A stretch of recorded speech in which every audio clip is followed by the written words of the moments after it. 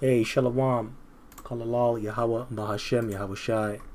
And I just want to start off by giving all praises, glory, and honor due unto Yahweh, Bahashem, Yahweh Shai, Bahashem, Rakah HaKodash, and double honors to the apostles, elders, and bishops of Great Millstone.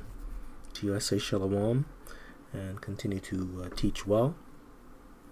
This is the VLJ, the voice of Jacob. My name is Brother Gabar Ya'Allah. And Lord willing, this will be edifying and thought-provoking in the spirit and power of Yahweh Bahashem, Yahweh Shai.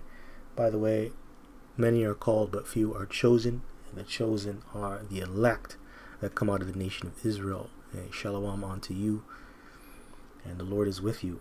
All right, so, yeah, man, I was on YouTube scrolling earlier, browsing, and I was on my subscription feed, and I saw a lot of brothers in the spirit going into how Section 8 and SNAP and EBT is being cut off over there in the United States, and how it's affecting our people, and especially the women of the tribes. And, pretty much the poor, because that's who's on those programs and benefits. It's the poor, and a lot of them come out of the nation of Israel. And you have a lot of Edomites on those benefits too. Got to point that out as well. And also, I saw other TikTok feeds that were uploaded on YouTube going into that as well. People complaining. You have a lot of women out there complaining about their situation, how they're not going to be fed by the government anymore. And, I just thought I would make a video on this as well and, just follow suit. Right. So, pretty much, man, the Bible, it doesn't describe food riots in the modern sense on how we know it, so like going into mobs looting or revolting over food shortages, but it does record certain events, and I believe several events as well, where you have hunger, famine, and scarcity that led to social unrest, desperation, and also conflict. And the first one we're going to take a look at, the first precept I have here, or first excerpt, it comes from the book of 2 Kings chapter 6 verse 24. And I've read this before on this channel, because on this channel I covered the topic about cannibalism, but that I'm bringing it up again for a reason. It's just the spirit, because that's exactly what's going to happen over here in North America, especially America. You people are going to eat each other, man. And by the way, that's a curse, man. If you're eating someone, or if someone's eating you, man, you're cursed. And that's judgment from Yahweh Bahashem Shai. And that's what you people are going to go through in these last days. You know why? Because what does the scripture say? Pride goeth before destruction, and a haughty spirit before a fall. That's a part of your fall. That's a part of your destruction. And you Americans, man, are so used to eating all the time. So what happens now when you take the food away? What are you going to resort to? Because people are going to eat regardless. People are going to fight for things. So you people are going to resort to eating each other. I can see it, man.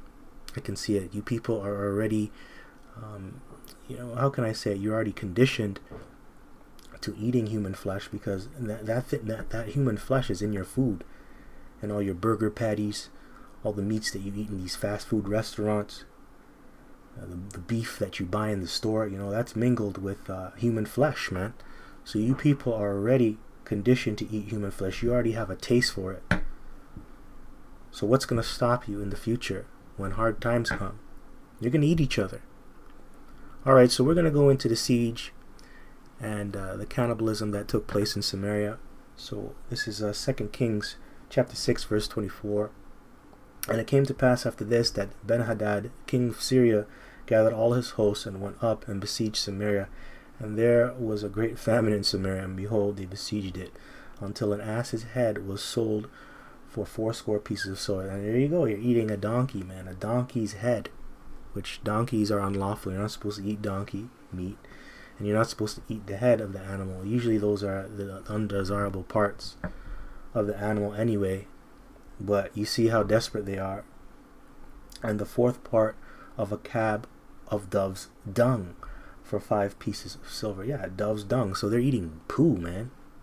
Okay, you're eating feces, man. Eating shit. That's what you people are eating. right? So that's a dire situation if you resort to eating feces, man. And it reminds me of what Levi is going through over there in Haiti. And that's due to poverty, right? Them not having resources and things of that nature. And also them being under the curses. You have Levi over there in Haiti. They're eating mud cakes, man. You know, that's what's going to play out over here in America. You people are going to eat shit. You're going to eat human beings. You're going to eat mud. Man, you're going to do anything in your power to suffice your hunger when hard times come, you know. And that's exactly what they're doing here during the siege. So, verse 26, and as the king of Yasharallah was passing by upon the wall, there cried a woman unto him, saying, Help, my lord, O king. And he said, If Yahweh, Bashem Yahushai, do not help thee, when shall I help thee? Exactly. If, you know, the Lord can't help you, so what do you think I'm going to do? And that's the cold answer you're going to get when you go to your government that day. Help me, help me, help me. Hey man, I can't even help myself. If God can't help you, do you think I'm going to help you? And they're just going to leave you out there to die, man. Right? Isn't that how Donald Trump is coming? You know, he's coming in that spirit. You people are complaining that you can't afford things, and he's like, I don't care. We're still going to do it anyway. And there was this one interview I was watching earlier today. I believe it was a journalist, man, came up to Donald Trump, and they pointed out that there's a lot of homeless people in front of the White House sleeping. What are you guys going to do about that?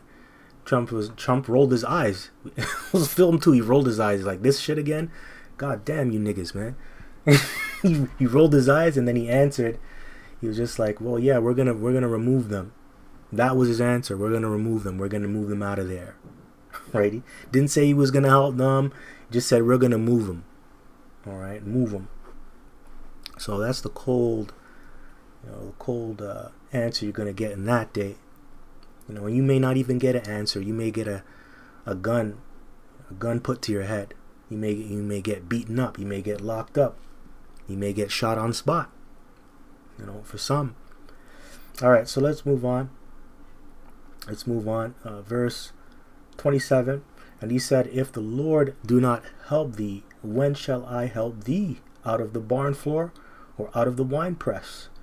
The king said unto her, What aileth thee? And she answered, This woman said unto me, Give thy son, that we may eat him today, and we will eat my son tomorrow. So we boiled my son, and did eat him. And I said unto her on the next day, Give thy son, that we may eat him. And she hath hid her son. So yeah, they made an agreement. Okay, we're going to eat my son on this day. Next day you'll eat my son. And then the lady didn't deliver. The lady went back on her word, and she hid her son. So she lost a son because of this. So this is them eating babies, man. It's a cold world out here, man. Verse 30. And it came to pass, when the king heard the words of the woman, that he rent his clothes, and he passed by upon the wall, and the people looked, and behold, he had sackcloth within upon his flesh. Yeah, and that's really what you're supposed to do. You're supposed to come in humility to Yahweh Bashem Yoshai, especially when you went off, when you were disobedient. To get the Lord's attention and to get delivered, you have to humble yourself, and a part of that is putting on sackcloth and ashes. And that's exactly what the king did. You know, he wasn't wearing soft clothing. Hey, and that's a majority of people out here. You know, indirectly, you know, you're going to mourn to Yahweh Bashem Yoshai, but you're going to mourn for the wrong reasons. You're going to have to put on sackcloth regardless, whether you come correct in regards to repenting to Yahweh Bashem Yoshai or not. You're going to have to put on that sackcloth. You're going to have to humble yourself, because you're about to lose everything. You know, so but this is very serious, man. This shows he had to humble himself, man. And then it says here that he rent his clothes, which means he ripped his clothes up. He ripped his clothes up, man, due to all the agony and stress when witnessing all the terrible things that happened to his people during the siege, man. So this is the account of the siege and cannibalism in Samaria. So this was obviously during the Aramean siege of Samaria. Food became so scarce that people fought and even resorted to cannibalism, and that's what we just read. The king tore his clothes in anguish and blamed or complained to the prophet Elisha, showing pretty much how hunger sparked political anger and despair, man. So, in a sense, man, this is the closest biblical equivalent to pretty much a food riot, and also the collapse of order under starvation, right? Because, what's a part of order, man? The laws. It's against the law to eat another human being. And that applies in Babylon, aka America, and also Canada. It's against the law for you to eat human flesh. Right? You can go to jail for that, man. They consider that to be a very heinous crime, right? Chopping someone up and then putting them in your pot and cooking them on the stove. That's disgusting. That's heinous, right? So this is where you see, man, the collapse of order under starvation. People just went lawless, man. That's terrible, man. When you really think, I'm just picturing it in my mind. All right, so we're gonna move on, man. We're gonna go move on to the account in Egypt, going back to our forefather Joseph, when he broke down the dream of Pharaoh going into the 7 years of plenty and the 7 years of famine. So this is Genesis chapter 41, verse 55. And when all the land of Egypt was famished, the people cried to Pharaoh for bread. That's right. And isn't that what you people are doing now? Oh, I want my EBT. Oh, I want my food. I want my benefits. Even though technically America is not in a famine. Let's be real here, right? It's just that they're cutting certain things off from the poor. And, in a sense, that is making you people famished. Right, so you can technically say this is like an artificial famine on a low level, right? Because now you people are hungry. Now you got to go out there and work and get it. So I'm just using this to compare, But real soon, man, you're gonna go through a famine. Real soon, you Israelites over here in America. But anyways, it says, and when all the land of Egypt was famished, the people cried to Pharaoh for bread, and Pharaoh said unto all the Egyptians, go unto Joseph, what he saith to you do. And the famine was over all the face of the earth, and Joseph opened all the storehouses and sold unto the Egyptians. And the famine waxed sore in the land of Egypt. And all the countries came into Egypt to Joseph for to buy corn, because the famine was so sore in all the lands. You see, but in this go around in Egypt 2.0, pursuing to Revelation 11:8, this is spiritually called Sodom and Egypt, which is America. You're not going to have a righteous Israelite, put in a high position to come up with solutions and save you. No, you're going to have to go through that famine that's coming. You eating each other, you not having food in your belly. That's what you're going to have to go through. So, yeah, man, when the food ran out, the people came to Pharaoh crying for bread, man. Give us food. Why should we die before your eyes? Right? That's what people are going to be saying in these last days. Right? So, they eventually sold their money, livestock, land, and even themselves to survive. And I can picture that. Because that's exactly what people do in hard times. They sell everything that they have. They sell all their livestock, their land, and even themselves. Hey, a lot of you women are going to prostitute yourself. Hey, even you men, some of you men that are just not strong, hey, man, you're going to have to prostitute yourself just to survive, man. You're going to have to be a sex slave, man. Right? Hey, there's some good movies out there that you can watch, like The Road. You can watch The Divide. A lot of women, man, if they don't have a man with them during hard times, man, usually what do they resort to doing? They become a sex slave, or they just kill themselves, man. Right? So hey, this is very serious. This is what's coming to America.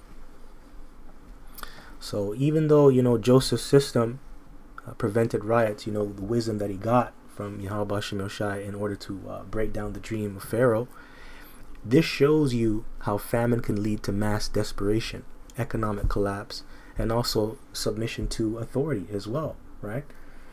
And that's what you people are going to go through in these last days. I cannot stress that enough.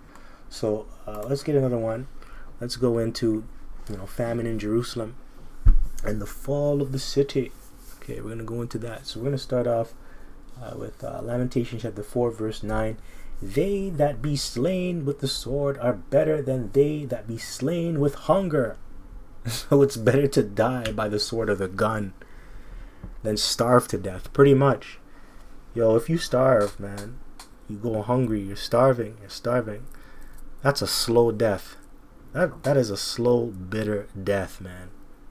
Your body just eats itself away until you give up the ghost.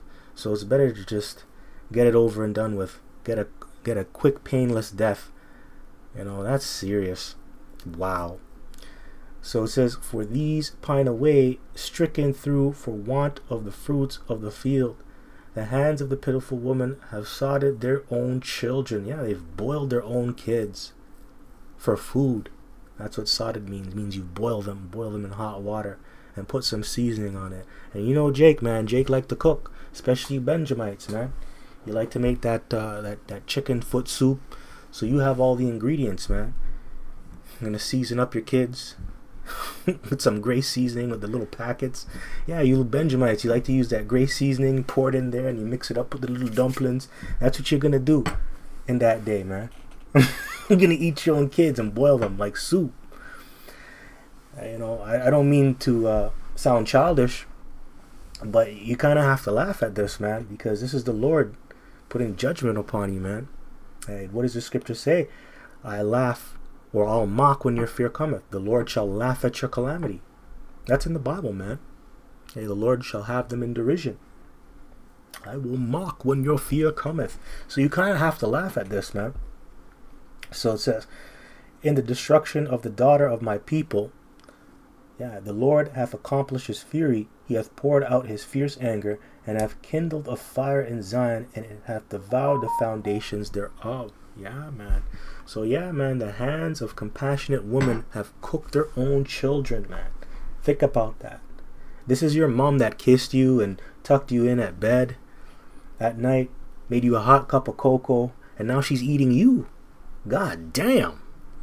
This is ruthless, and this is what's going to happen over here in Babylon the Great, man. You're going to see the nicest people become ruthless. They're going to become so ruthless and cruel, man, to their own. All right, so keep that in mind. So this is Jeremiah chapter 52, verse 6. And in the 4th month, in the 9th day of the month, the famine was sore in the city, so that there was no bread for the people of the land. Then the city was broken up, and all the men of war fled and went forth out of the city by night by the way of the gate between the two walls, which was by the king's garden. Now the Chaldeans were by the city round about, and they went by the way of the plain. But the army of the Chaldeans pursued after the king, and overtook Zedekiah in the plains of Jericho, and all his army was scattered from him. Then they took the king and carried him up unto the king of Babylon, to Riblah in the land of Hamath, where he gave judgment upon him. And the king of Babylon slew the sons of Zedekiah before his eyes. He slew also all the princes of Judah in Riblah. You see that? So, hey, shows you, man, the famine broke social order completely. It had you people turning on yourselves, man. All the mighty men scattered. I had to leave. So, another extreme example of hunger-driven chaos, man. Hunger-driven chaos. This is terrible. The Bible isn't a pretty book, man. It isn't. There's the nastiness of the Bible. This is it right here. Just picture what these Israelites were going through back then, man. It's gonna be worse. This is what's coming to you. This is what's coming to you, tribes, and this is what's coming to America. All right, so let's get this. This is John. I'm gonna start at verse. I'm gonna start at verse here. I'm gonna start at verse 9. This is John chapter 6, verse 9. Excuse me. There is a lad here which had 5 barley loaves and 2 small fishes. But what are they among so many? And Yahushua said, make the men sit down. And now there was much grass in the place. So the men sat down, in number about 5,000. And Yahushua took the loaves, and when he had given thanks, he distributed to the disciples, and the disciples to them that were set down. And likewise of the fishes as much as they would. When they were filled, he said unto his disciples, gather up the fragments that remain, that nothing be lost. Therefore they gathered them together, and filled 12 baskets with the fragments of the 5 barley loaves, which remained over and above unto them that had eaten. Then those men, when they had seen the miracle that Yahushua did, said, This is of a truth that prophet that should come into the world. When Yahushua therefore perceived that they would come and take him by force to make him king, he departed again into a mountain himself alone. So this is after he performed the miracle, right? When he fed the 5,000 individuals in the crowd, right? So when Yahushua fed the 5,000, the crowd became so energized they wanted to make him king by force. So, did they really care about the doctrine? Did they really care about Yahweh Ba'Shem Yahushai and what he had to offer them spiritually? Or did they just want to make him king by force because their belly was full? And I think that's what it showed here. Did they really believe? Or were they just coming for the food? But however, this shows the political power of food in a hungry population, man. Potential uprising redirected by compassion rather than violence. And the people back then were hungry, man. People weren't really eating good as they're eating now. But it just makes me think. I'm just saying these things. I'm just comparing and contrasting and just thinking about it. But it's just something to think about. This is Amos chapter 8, verse. Well, I'm going to start at verse 3. This is really going more into economic injustice, right? Which causes the people to go hungry. And I believe Amos, prophets like Amos, Isaiah, and Micah, they condemned this type of exploitation. Hoarding food and things of that nature. That can also lead to a social breakdown, civil unrest. When you start hoarding up food and you're not giving it out, that can tear a nation apart, man. So this is Amos chapter 8, verse 4. Hear this, O ye that swallow up the needy, even to make the poor of the land to fail, saying, when will the new moon be gone, that we may sell corn, and the Sabbath, or the Shabbat, that we may set forth wheat, making the ephah small and the shekel great, falsifying the balances by deceit, that we may buy the poor for silver, and the needy for the pair of shoes, yea, and sell the refuse of the wheat. The Lord has sworn by the excellency of Jacob, surely I will never forget any of their works. So there you go, man. You see it right here, right? That's called economic injustice, Hey, and that creates artificial famines, man, forced famines. But like I said earlier, prophets like Isaiah, Amos, Micah, in this case Amos, right, condemned economic exploitation, right? Food hoarding. And when you do those things, man, it leads to civil unrest and a social breakdown, man. All right, so hey, this is all. That's what greed and corruption does. It causes those things. Yeah. So, anyways, this is the last one. This is 2nd Ezra chapter 6, verse 22. And suddenly shall the sown places appear unsown. The full storehouses shall suddenly be found empty. And the trumpet shall give a sound, which when every man heareth, they shall be suddenly afraid. See, so the storehouses being your grocery stores, right, all going into your food, your food supply. It's all gonna run out. Right? Gonna be empty. Yeah, gonna be empty. You're gonna run out of food, and you're gonna go through a famine. That's what's coming to America. When these truckers stop driving from point A to point B, when your food can't get to the stores, when the funding is cut, what are you gonna do? What are you gonna do? And that's coming to America, Babylon, Egypt. So you better fatten up right now. Eat while you can. And what should you be eating? You should be eating the spiritual word. Because that's also what's going to happen to you. If you're not eating the spiritual word, you're going to hunger in these last days. Let me get this to close up, actually. This is Amos chapter 8, verse 11. Behold, the days come, saith the Lord power, that I will send a famine in the land, not a famine of bread, nor thirst for water, but of hearing the words of Yahweh B'Shem Yoshai. And yes, we're coming into the time of the famine of the word, where you're not going to be able to hear the words of Yahweh B'Shem Yoshai, the truth. Right, going into the real doctrine, the 100% truth. Right, that's what's coming right now. So if you're famished spiritually right now, hey, you're going to be famished spiritually in the times to come as well.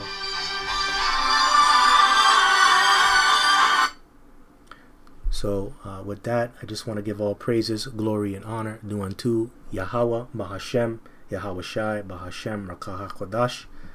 This is the VOJ, voice of Jacob. Lord willing, this was edifying and thought-provoking in the spirit and power of Yahweh B'Shem Yoshai. Kwame Yasha Allah Baba Ba. Also double honors to the apostles, elders, and bishops of Great Millstone. Shalom.